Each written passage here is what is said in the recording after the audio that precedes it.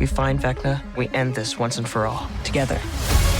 On December 25th. We have a plan. It's a bit insane. Everyone in? He knows where we are.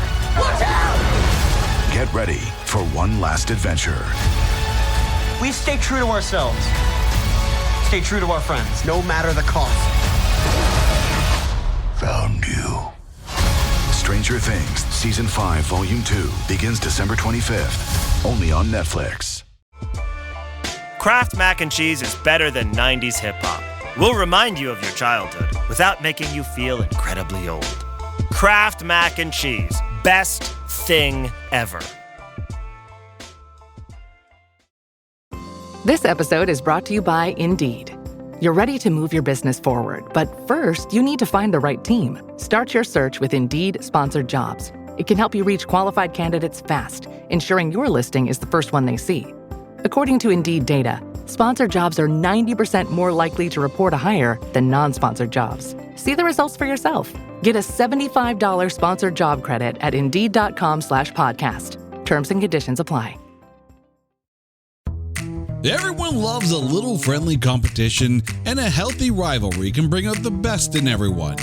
It can also bring out the flogging of a dead horse, as this franchise looks to head back to the halls of academia. Have they learned their lesson, or are they doomed to miss the mark? Time to see if Police Academy 3 Back in Training is not that bad.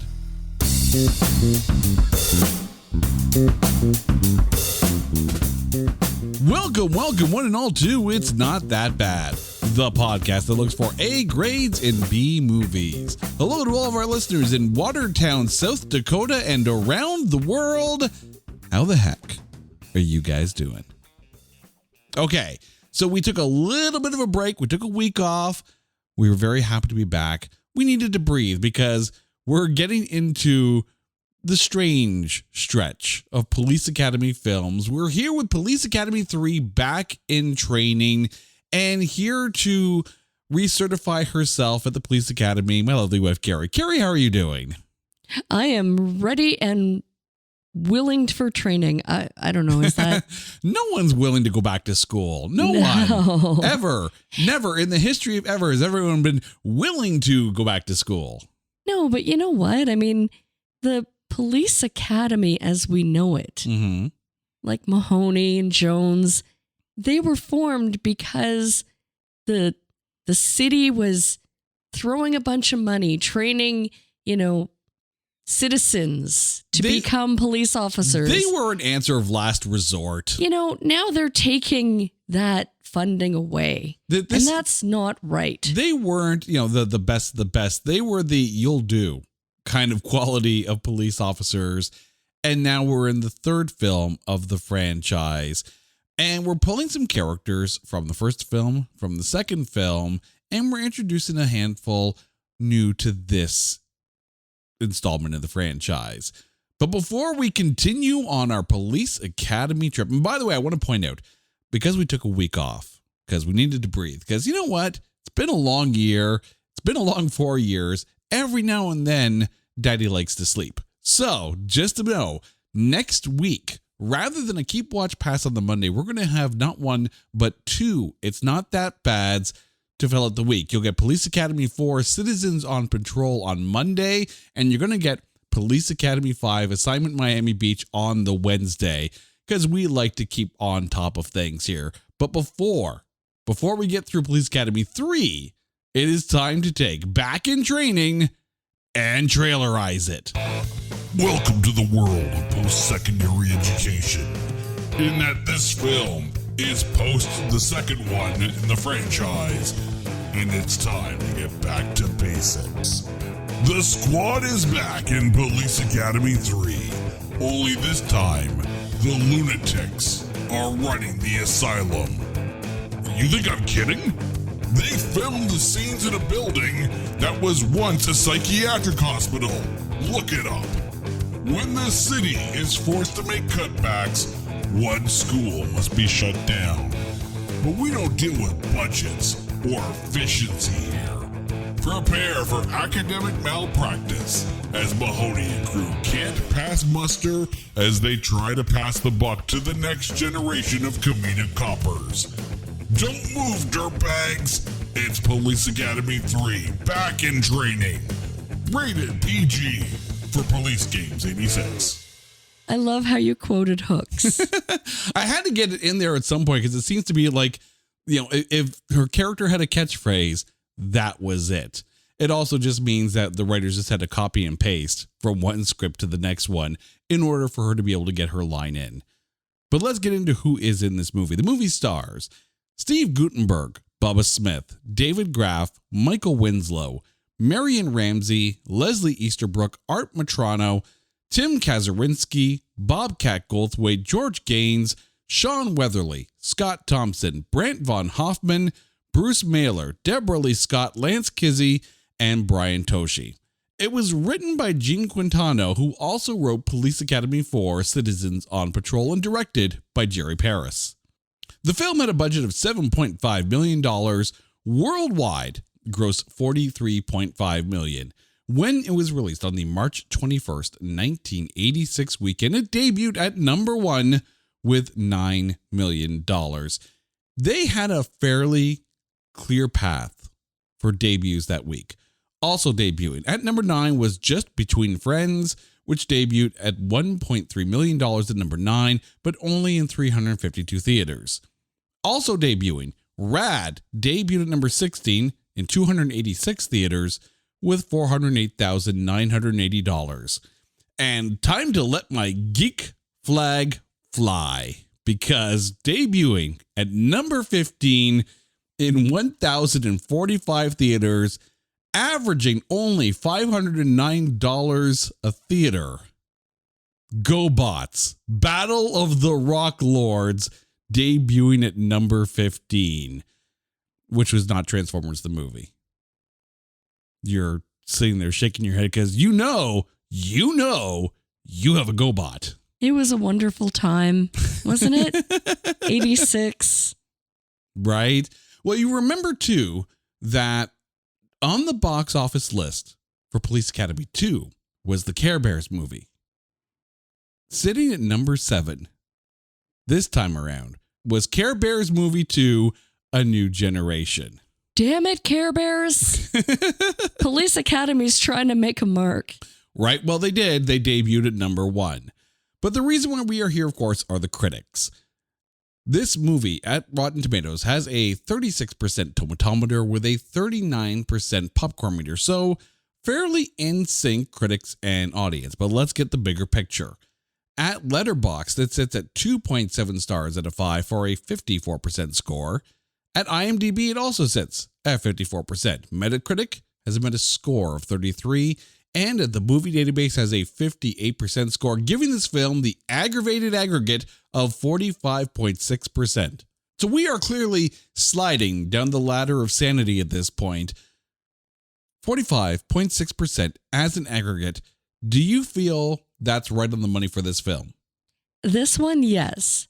However, since we're going down a slippery slope of the rainbow that the Care Bears drive their cloud car, there's been talk of a real life live action Care Bears film. I want to see Police Academy 8, the Care Bears, as the new recruits to the Police Academy. Huh? Yeah? Yeah? You want to see live action Care Bears?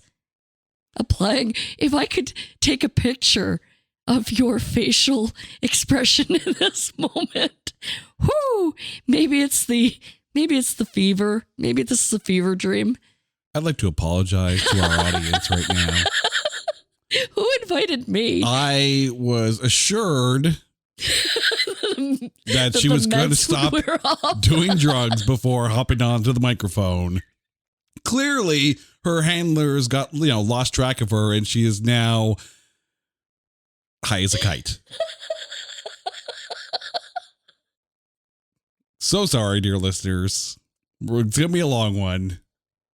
We're already trying to picture. It's bad enough we brought up GoBots Battle of the Rock Lords. I have tears years. And now we're live actioning Care Bears with some weird AI nightmare that I'm sure you are dreaming of through the night while you're coming down off whatever level of whippets you're on. Because, it is the holiday season. She likes whipped cream with her eggnog. And every now and then I'll hear from the kitchen,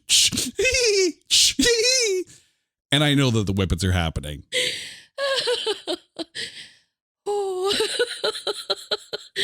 The Who's Down in Who Newville were making their list, but some didn't know Walmart has the best brands for their gifts. What about toys? Do they have brands kids have been wanting all year? Yep, Barbie, Tony's, and Lego. Gifts that will make them all cheer. Do you mean they have all the brands I adore? They have Nintendo, Nespresso, Apple, and more. What about... So the Who answered questions from friends till they were blue. Each one listened and shouted, from Walmart? Who knew? Shop gifts from top brands for everyone on your list in the Walmart app. Oh, Hilton stay, your beds are soft and cozy. No lumpy couch, no stiff futon, no shower line at crack of dawn. Oh, Hilton stay, oh, Hilton stay. When you want holiday comfort you can count on, it matters where you stay. Enjoy comfortable rooms and friendly service when you stay with Hilton instead. Save up to 25% this season when you book with Hilton. Hilton for the stay. Terms apply. Hey, this is Bill Simmons from the Bill Simmons Podcast, here to tell you that Michelob Ultra, the official beer partner of the NBA, is bringing NBA fans closer than ever this season with chances to win great prizes, including courtside tickets. Enter now at MichelobUltra.com/courtside. Michelob Ultra courtside 25 to 26. No purchase necessary. Open to U.S. residents 21 plus. Begins on October 1st, 2025 and ends on June 30th, 2026. Multiple entry periods. See official rules at MichelobUltra.com/courtside for free entry deadlines, prizes, and details. But let's get into the breakdown of this film. And we start, of course, with Steve Guttenberg, who plays Carrie Mahoney. Once again, your thoughts on Mahoney in this installment? Definitely one of my favorite characters in the entire franchise. He's just so damn likable, and I say this every episode. Mm-hmm. He always saves the day. And that is just okay. It is very, very, very good. See, I got a different opinion of Mahoney in this one here. Oh?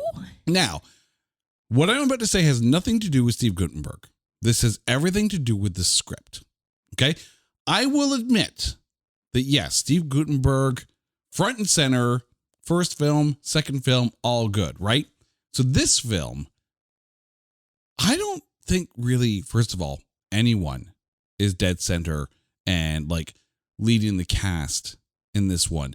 I think, and we'll probably get into this a little bit later, the cast is too big for the script that they have. But part of the problem here with Mahoney is that in the first film, he's a cadet. He's one of the students. He's one of the police to be. And of course, he has this little flirtatious thing with Karen Thompson. And that's okay. They're both cadets. Now, brought in as an instructor back at the academy to help bring this next group of cadets up, the very first thing he does is starts hitting on Karen Adams, another cadet. And while it was okay in the first one, here, and remember, it's the 80s, I get it, the power dynamic is different. He's an instructor. She's a cadet. This makes Mahoney almost lecherous from the get-go. I don't know. I think that's just his character, though. Like his character is lecherous? No. Very much a ladies' man. Very much he uses flirtation and... He's got a hooker on speed dial. Well, okay, but to be fair, that was also Commandant Lassard's best friend. Best friend, she says in quotation marks. Mm-hmm. No, but I mean, there's the thing, is that, you know, it's one thing when it was in the first film, right? And they were both cadets. Here, it just felt forced also. It's like Mahoney needs a girl to hit on. That's how it... And the funny thing is, in the second film, there was a romantic storyline for Mahoney, but it was taken out of the script. See, I love that they did that so they could focus on Tackleberry. Yeah. Here, I don't think that you needed a romantic subplot to begin with. I don't hate it as much as you do, only because, again, it very much shows that his character is jovial and flirtatious. And flirtatious, yes. Ladies' man, like. But even when the commandant comes up to him, it's like, oh, you still have wonderful taste in women. Like, really, dude? Like you're going along with this? Again, it's the time. I mean, how many inappropriate lines come out of these movies? Oh, and we talked about this in the first one. Like, you have to throw your 2025 sensibilities out the window. But I just think in this situation, it cheapens Mahoney. If I may. Okay. If I may, how is this any different than the relationship angle from the first movie with the female officer who pretty much threw herself at the ladies' man? You know, you're not wrong. Boom. You're not wrong in this case. And I know I kind of defended it a little bit in the first film only because, he was a player. Georges Martin was a player. And he was there for love. He just didn't expect Callahan, but he went along with it. Okay, but Mahoney has always been the flirtatious, fun, but on day one? Frolicking. Yes. On day one. No. Yeah. On day one, he hits on her. Yeah. At least Callahan waited till they were, mid course. I don't see anything wrong with it. Okay. Let me rephrase it differently. Not saying wrong as far as the situation goes.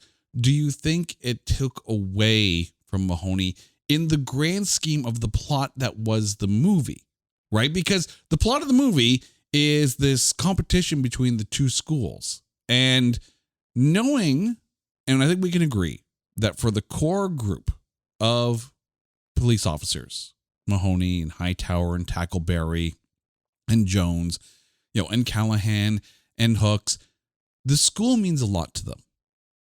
I think that's a fair statement. Mm-hmm. But instant one, like the minute Mahoney's got a chance, he's hitting on someone and his mind isn't in the game. They're trying to take down Mauser's school. This should be the motivation as it is. Did we need this romantic subplot? I still don't see anything wrong with it. Okay, but did we need it though? Because, but it helped with the build when, they're on their sea-doos and the whole Baywatch angle.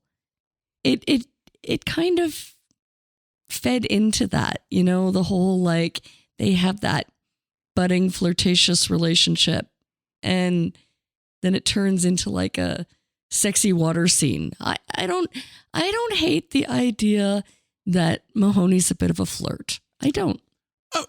Mahoney being a bit of a flirt, I can understand, but I just felt that it took away from his character, and it was cut paste, right? The fact that the cadet's first name is Karen, the same as the cadet in the first film, it feels cut paste. Bubba Smith returning as Moses Hightower, you gotta love the big guy. Oh, how could you not? But, and again, this is nothing against Bubba Smith. Is it me, or aside from the first film? Because I think in the first film, they took the character of Hightower and they gave some nuance to him. Here, it's like there was one gag and then everything else is just, he's tall. And that one gag is, he's tall and he's wearing a dress. There wasn't enough of his character in this, but it also opened up and created space for the new cadets. Okay. Let's get this out of the way now then, okay? Because we're going to be dancing around this topic, I think, for the next couple of people that we talk about. So let's get it out of the way now. You have in this movie a situation where you have the majority of the original cast, and then you have a handful of new recruits. And it felt like they were taking this film and setting up the passing of the torch from the original crew to this new crew. And this school versus school competition to find out which school is going to stay open is a perfect vehicle for that. But it was almost like they were too nervous to feel like they were handing off the torch. And, and Marvel fans will sit there and probably start nodding their head going, yeah, I get it, right? You finish Endgame, and then you have all these properties set up where the torch should be passed from the original Avengers to the next group that's going to carry that torch for decades to come. Because Marvel movies are not going to stop. And I think in some situations, we had that passing of the torch. Hawkeye, the TV series, that was perfectly handed to Kate Bishop, Haley Steinfeld. I think that was done fairly well. You've been building up Ironheart for a bit, so here's your Iron Man redo. Captain America, I think they have handed that off fairly well. We have Sam Wilson now with the shield and the costume and the moniker. I think it's great. Passing from Hulk to She-Hulk, maybe not so much. As well, where they dropped the ball was Echo. And the connection, there wasn't enough of Daredevil to make it really clear where they were headed with that. Well, I think the problem here is that they're only now starting to work in the Netflix Marvel characters. That being, of course, Kingpin, Daredevil, Jessica Jones, Luke Cage, Punisher, Iron Fist. It's going to be piecemeal here and there, and they're going to pick with the ones that work. Obviously, Kingpin is back in a big way, and that has been handled perfectly. The Daredevil series, the Marvel put together, the Born Again series, fan-freaking-tastic. Ironheart felt very standalone. Ironheart did feel standalone, but then you all have these other characters where it's like, where are they ever going to come back? Like, where the hell is Shang-Chi? Where the hell is Moon Knight? Right. Forgot about him, actually. Right? Where the hell are the Eternals? I recognize that you are building up to something massive. That being Secret Wars. This is a universe encompassing. And I say universe because you really have to cover all the bases from phase 1 to phase wherever the hell we are now. I get it. Felt a little weird at times. Oh, Yelena Belova. Perfect passing of the torch. And I know you're not the biggest fan of the Black Widow movie, but you can't tell me that wasn't the perfect setup to introduce Yelena Belova to the MCU. It was, but I also preferred the Thunderbolts. Okay, but you don't get Thunderbolts without Black Widow first. Fair. Right? I get that. Okay. And Hawkeye. Again, very much so. I completely agree. The thing here is this. What is this movie's purpose in the franchise? Is this just a Revenge of the Nerds, Midnight Madness kind of knockoff? In that you have school versus school, like the Keeners versus the Wastoids or whatever.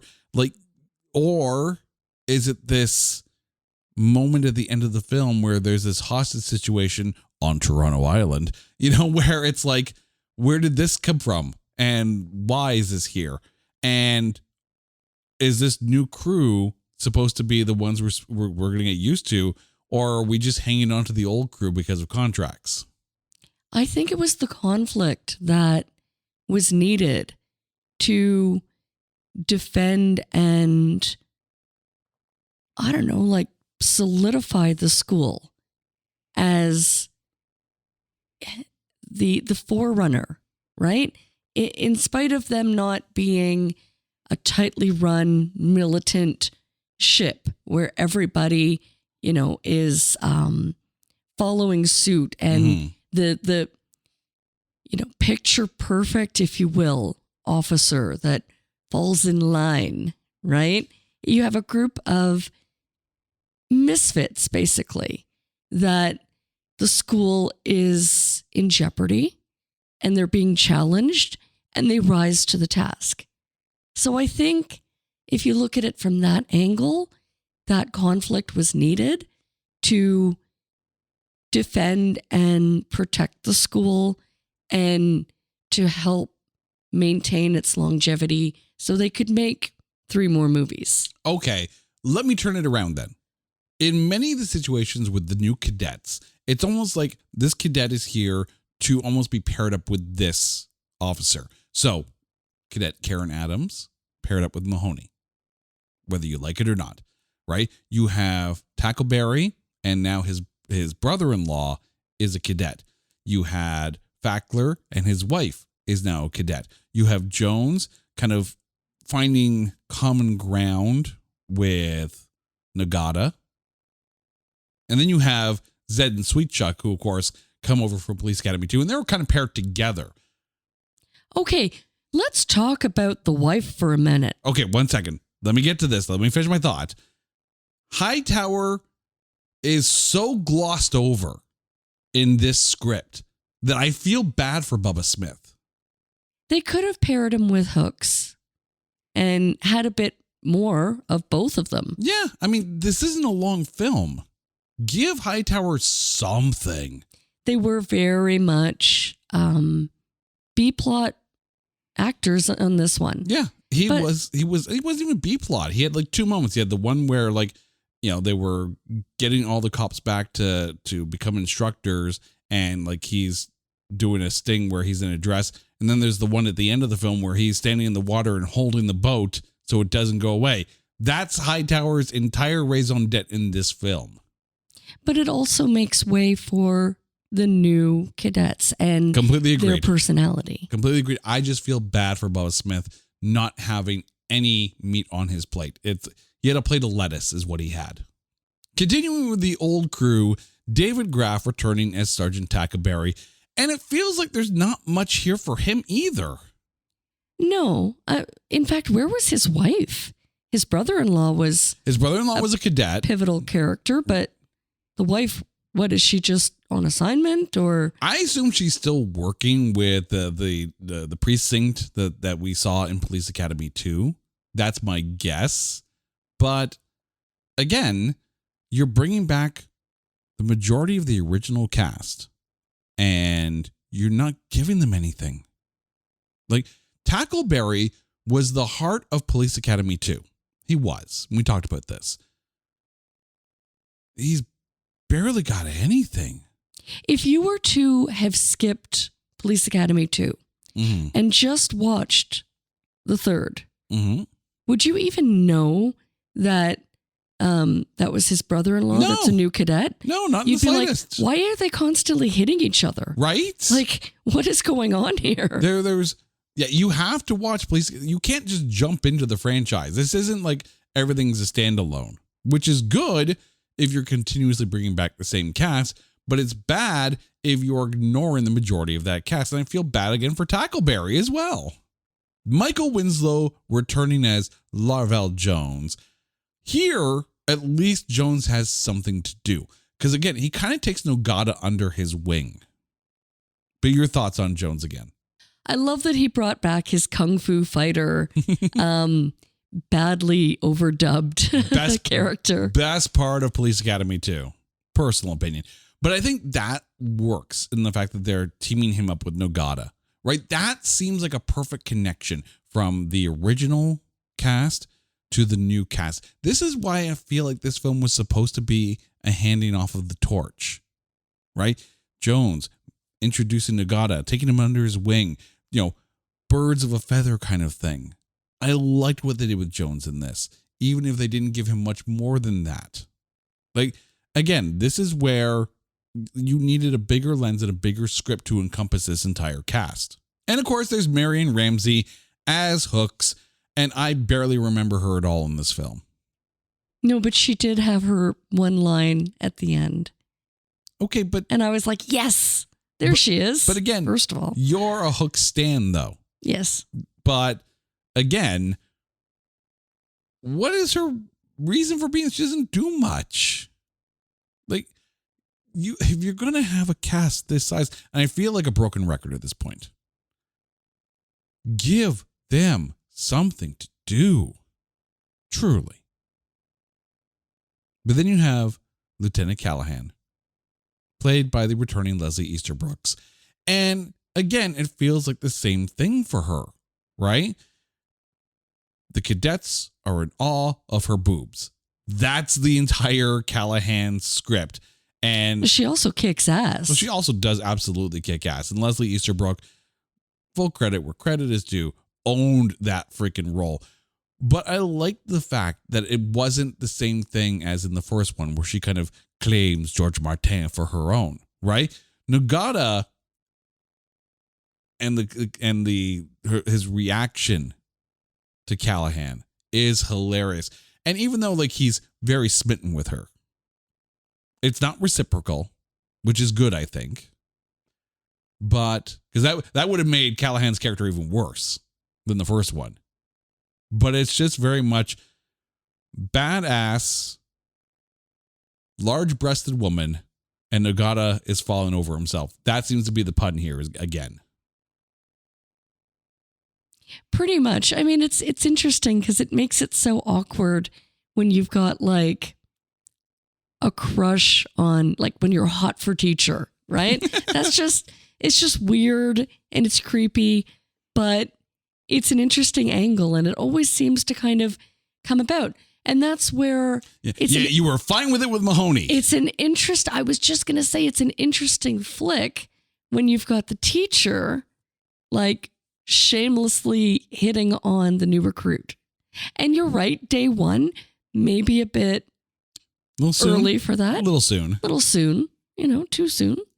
But it also starts to build that potential budding romance. I mean, I think the thing I like about Nagata, and we can start to talk about him as well, played by Brian Tochi, is that it's very much a puppy love kind of thing, right? He's just so earnest and awkward and just tumbling over himself.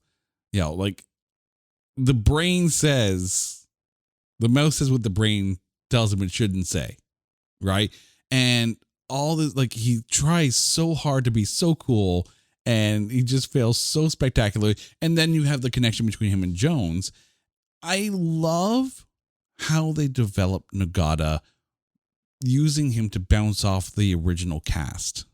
Also returning back to the police academy, George Gaines as Commandant Lassard, making many, many appearances in many, many films.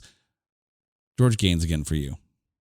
As always, he's such a joy to watch. He's, so lovably clueless, but yet in charge, I mean, what more can I say? He kind of like bumbles through. And you know what? Well, I like too that he never once got angry or out of like his he never lost his likableness, even though his school is in jeopardy. Mm-hmm. Right? Like he was just so kind of trusting and believing that everything's going to be okay because Mahoney is going to make it okay. I think there's just something so, I don't want to say benign because that sounds really, really bad. Not even naive. He's just so pleasantly oblivious to everything around. But yet there are times when he's like spot on the money, right? So it's almost like someone who drifts in and out of daydreams and then occasionally lands the ship down back on Earth, deals with business, and then back up into the clouds. But I think it's not like they're playing him off as some, losing his grasp of reality kind of character. Like, yes, Commandant Lassard's a little on the Silver Fox side of things, but they're not playing him. And I'll put it this way, so just know I'm talking about a fictional character. They're not playing him like a dementia patient, right? They're playing him as just wistful and idiosyncratic. Still with a grasp of reality, but definitely marching to his own drummer. And I love that for him. Making a return from Police Academy to Art Matrano as Mauser. Okay, I have to ask, how long does it take to set up a police academy in this world? Because it wasn't that long since, he was just a watch commander at a precinct and definitely on the wrong side of things. Now he runs his own school. Well, he definitely, weaseled his way into a pre-established school. He kissed as much ass as there was to kiss. But your thoughts on Art Matrano returning as Mauser? Well, I think that's pretty much sums it up. He is the quintessential ass kiss, and he's just so incredibly unlikable. But kudos to the actor for playing the asshole. I think the one thing I like about Mauser, and I'm going to compare him to Harris, because really Mauser is Harris now from the first film, is that in this installment, and they're leaning more towards PG, they're making it a little less edgy, right, than the first two films. But he plays Mauser with this almost Saturday morning cartoon villainy, right? It's, he's the bad guy, and he's going to do bad guy things, and he's going to do it in such a way that is not necessarily offensive, but that the other characters should be offended and revolted by him. Oh, you know what? For the first time, well, I can't say the first time, because there's always been parts of the script that don't agree with today's sensibilities. Oh, hell's no. But I was actually so angered at his role when he was just being incredibly rude and racist to the Japanese character. Oh, to Nagata, yeah. On his team. Mm-hmm. I was so angered by that. I was just like, oh, how can they get away with this script? But then I realized it's the bad guy. It's the idiot. It's said by the idiot, and it's also the time that the movie came out. 1986. Yeah. But I mean, the thing with Nagata, and let's be honest, let's call this out here. It's 1986, right? What was cool in 1986? Freaking ninjas were cool in the 80s, right? So it makes sense that you put a martial arts angle into this, right? It's not like a movie like Crawl where they sit there and go, okay, well, swords are cool and lasers are cool and using the force was cool and having a cool weapon was cool and everything was cool. We're going to put it in one film and there you go, right? Zack Snyder did the same thing with Sucker Punch, right? What's cool? This, and this. Cool, put it in. Does it make sense? No, but it's a dream. Go with it. Nagata is there in character because ninjas are freaking cool in the 80s. Says the guy who watched G.I. Joe as a kid, because you had Snake Eyes and you had Storm Shadow and you had Jinx, you had all these ninja characters, and it was awesome. Nagata is that. But the thing is, Mauser makes fun of it because Mauser is the idiot. So when Mauser gets his comeuppance, you're all good. And then you get Lance Kinsey returning as Captain Proctor, his Mauser's number one guy with a number 100 intellect. And I mean 100 is in the bottom of the barrel. Your thoughts on Proctor? Again, the perfect team up, right? You've got, it's almost like silently he's the brains, which isn't saying much. Mm-hmm. So you've got like the brains of the team and then the complete ass. My God, they are. Pinky in the brain. They're Pinky in the brain. Yeah, exactly. Mauser and Proctor are Pinky in the brain. How did I not figure this out until now? Well, one is a genius. The other's insane. I'm not quite sure which one is which. Scott Thompson and Brent Von Hoffman returning as Copeland and Blanks from the first film. You open the movie with Copeland and Blanks clandestinely meeting up with Mauser and Proctor. So now you got the bad guys from the first film meeting up with the bad guys from the second film. And they're planning on taking down Lassard's school from within. And instantly you're like, oh, this is good. And then they do nothing with Copeland and Blanks. But your thoughts on them returning? I mean, yeah, like, you just know, though. You know when you see these two dudes that it's like bad news. But I felt like Blanks didn't get much to do here. Before, in the first film, Blanks was so fun because he was the proctor. He was the proctor to Copeland's Mauser. And now, like, I'm surprised Blanks and Proctor didn't go off and do some kind of scheme on their own. Which would have been funny as hell. But again, it's one of those things where you only have so much script for so many characters. This cast is too big for this script. I love that they brought them in. I love that they started the film with this. And then they fumbled the ball on Copeland and Blanks. But now we get to the new recruits at Lassard's Academy. And we start with the returning Bobcat Goldthwait as Zed from Police Academy 2. I'm not going to start screaming. Don't worry. Don't worry. But Carrie, Zed. Absolutely love. I love seeing him go from like the leader of a gang, like a gang of misfits, to, he cleans himself up as much as he can. He can with his crazy mullet hair, and he tries.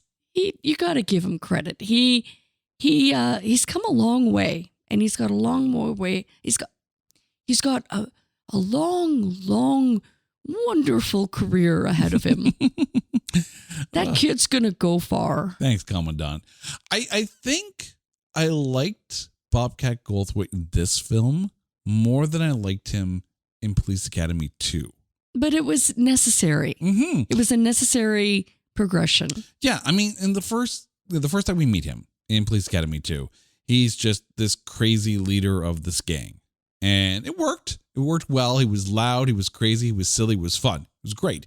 And now you put him as a fish out of water character. And I think it adds to the mystique of Zed. I mean, let's be honest. The character of Zed is a living, breathing, walking, talking Tasmanian devil. That's basically complete with the same sounds, I think. Like, if you had him spinning around and covered in brown fur, I wouldn't be able to tell the difference between him and the Tasmanian devil. I love that analogy. But I think here, the fish out of waterness for Zed works well for the comedy. You don't even need to give him words. Just put down Zed does something crazy and he'll do it. And that worked well. Then you have, also returning, Tim Kazurinsky as Sweet Chuck. Of course you had to have Sweet Chuck because the chemistry between the two of them in the first film was so good. Your thoughts? I love that they paired them up and made them roomies. Oh, God, yeah. I love that so much because that was pretty much in the second movie, that scene at the bank machine where they're like screaming at each other. They still have that kind of like dynamic, but yet now they're on the same team. Mm-hmm. And I love that turnaround of character. I'm going to draw a parallel here. And keep in mind that the movie I'm paralleling to came out in 1987.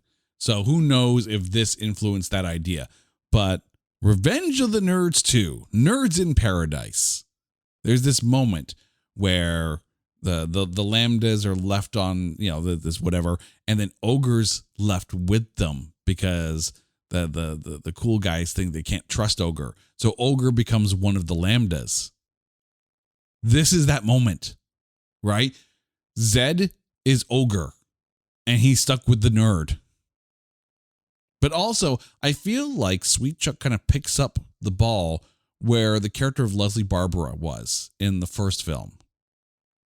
To have that someone who is not 100% sure of themselves, not 100% should be a cop, not 100% confident, and yet somehow is able to overcome all of that and become a good cop.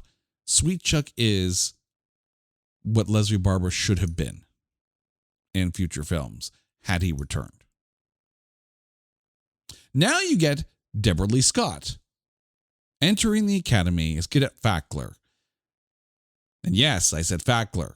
So this is the wife of Bruce Mailer's character, Fackler, who shows up at the beginning of the film, really doesn't do much, and then pisses off.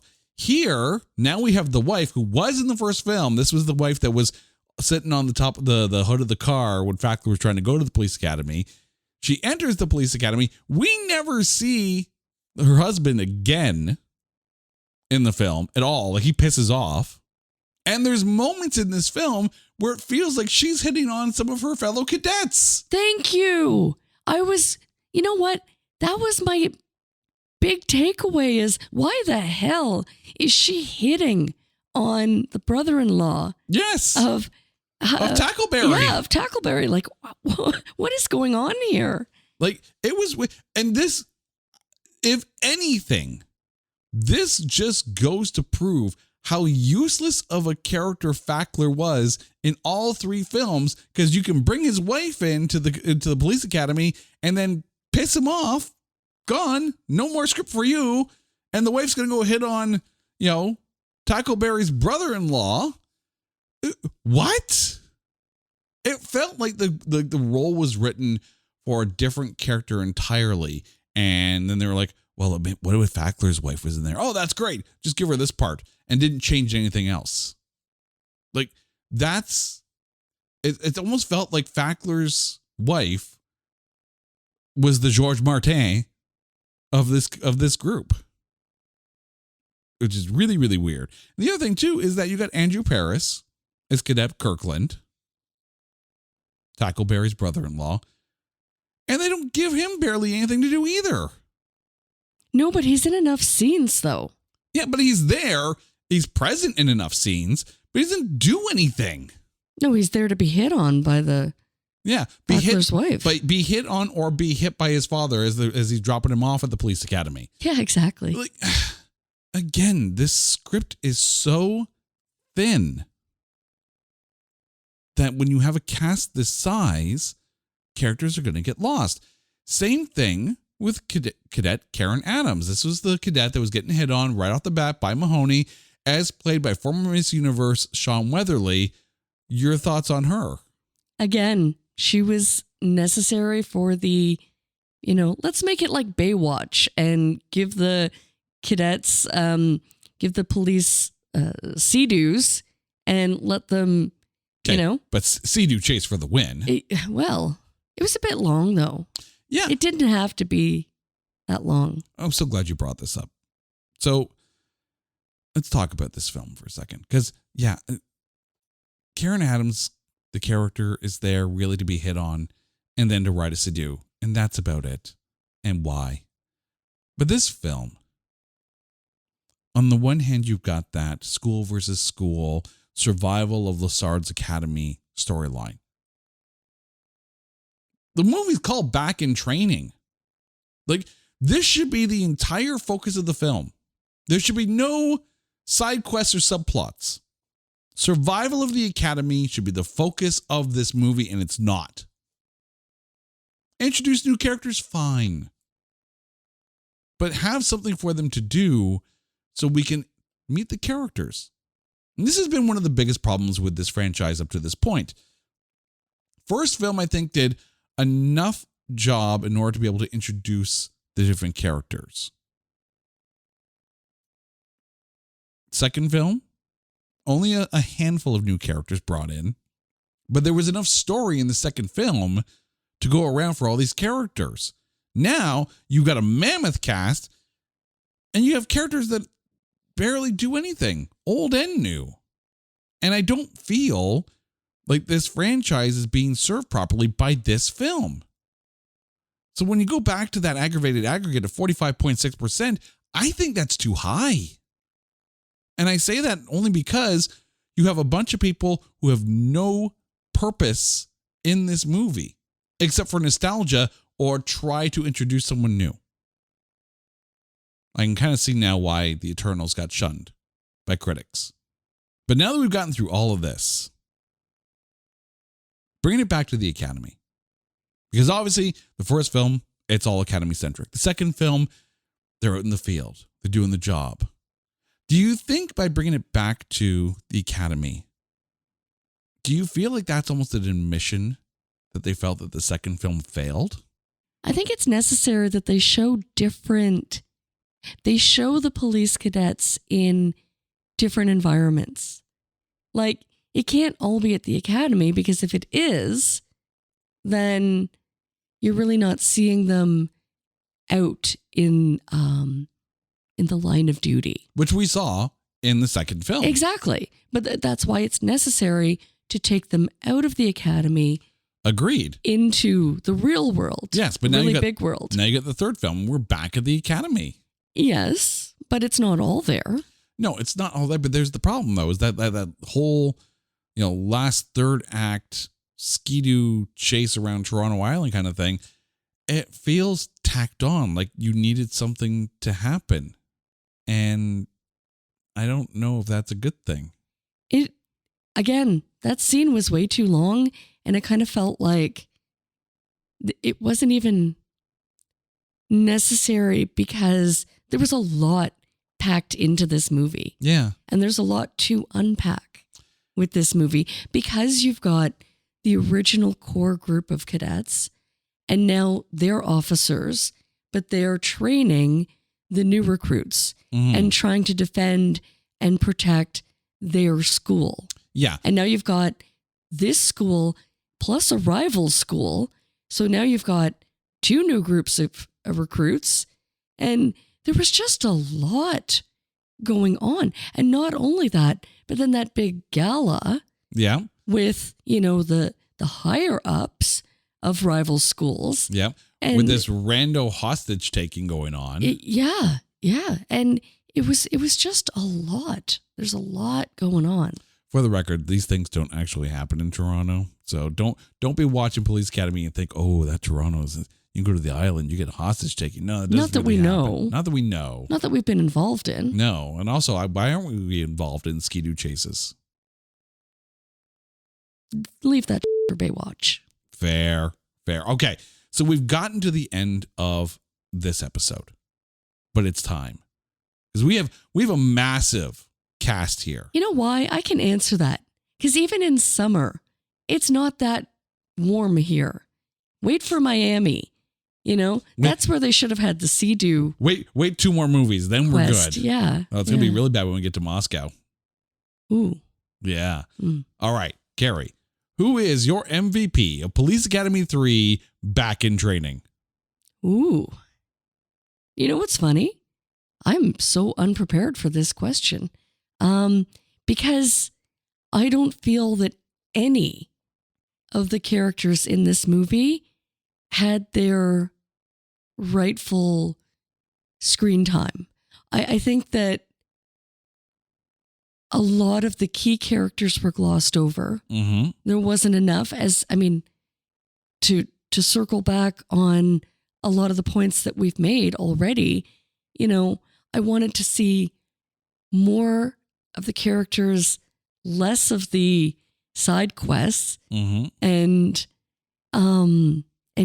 B and C plots, and let's just jam as much into this as we can. Right now I'm killing time. You barely had an A plot, but you had plots B through Z. Yeah, and again, there's just so much going on. But I don't think I'm just playing back to my other VPs or star picks. I'm gonna go with Jones. Okay. I'm gonna give Jones props on this one. And I think because you really show how he at one point needed Mahoney. He was kind of Mahoney was his guide, or his his confidence.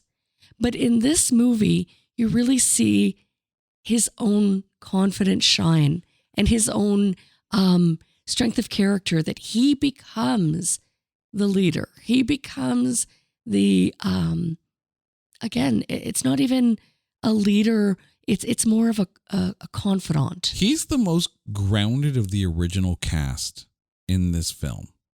Yeah, but he's very much a pillar for the new cadet. Coincidentally, he's also the only person. So there's a small handful of people who have been in all the movies, but only Michael Winslow was also in the Police Academy TV series. There was a TV series? There was a TV series, a short-lived TV series and an animated series too. Well, I didn't know that. For my MVP, I'm going to one of the new faces. I'm going Brian Tochi, who plays Nogata. I feel like he's the one new face that really got the screen time and script time that was needed to develop a new character. And I think part of that is because of the connection between Nogata and Jones. I think that tandem helped develop a new character that would go on to do future films, because Nogata does return for Police Academy 4 Citizens on Patrol. Gary, thank you so much for this. And to you, our dear listeners, thank you guys for dealing with our week off, and prepare yourselves for next week when you get not one, but 2 installments of our Police Academy run. Until next time, she's Carrie, I'm Jay. You guys are awesome. This is It's Not That Bad, a proud member of the Pantheon Podcast Network. Take care.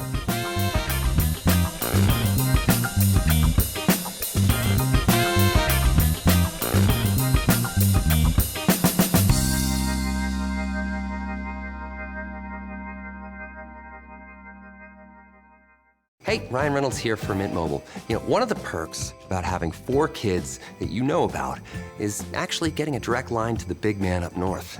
And this year, he wants you to know the best gift that you can give someone is the gift of Mint Mobile's unlimited wireless for $15 a month. Now, you don't even need to wrap it. Give it a try at mintmobile.com/switch. Upfront payment of $45 for 3-month plan equivalent to $15 per month required. New customer offer for first 3 months only. Speed slow after 35 gigabytes if network's busy. Taxes and fees extra. See mintmobile.com.